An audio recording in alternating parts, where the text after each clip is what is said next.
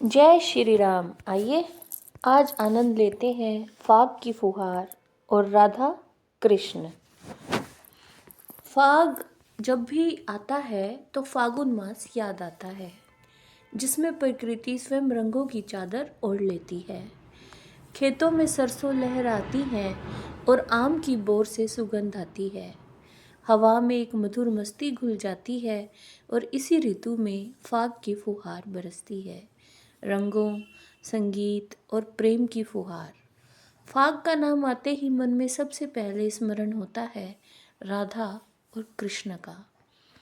फाग केवल एक त्योहार नहीं बल्कि हृदय की उमंग है।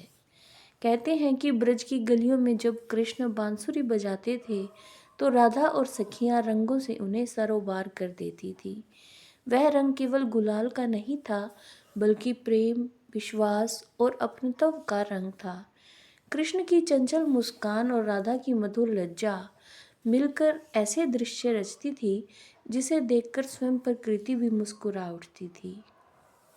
फाग की फुहार में ढोलक की थाप, मंजीरों की झनकार और राधे राधे की गूंज वातावरण को भक्तिमय बना देती है। जब रंग उड़ते हैं तो ऐसा लगता है मानो प्रेम आकाश में बिखर रहा हो। इस उत्सव में ऊंच नीच भेदभाव सब मिट जाते हैं। जैसे राधा कृष्ण का प्रेम निर्मल और निष्कलंक था, वैसे ही फाग हमें सिखाता है कि मन को भी उतना ही पवित्र रखना चाहिए। फागुन की इस मधुर बेला में राधा का समर्पण और कृष्ण की करुणा हमें जीवन का सच्चा अर्थ समझाते हैं।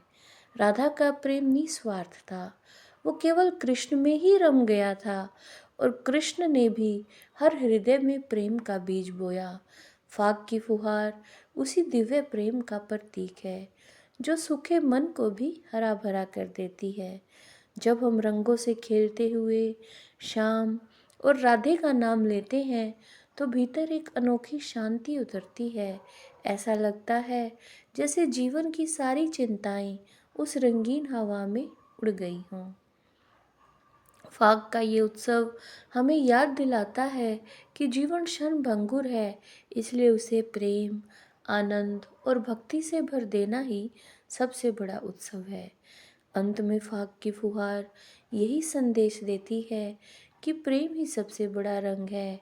यदि हृदय में राधा कृष्ण का भाव बस जाए तो हर दिन फागुन बन जाता है और हर क्षण रंगों से सरोबार हो जाता है।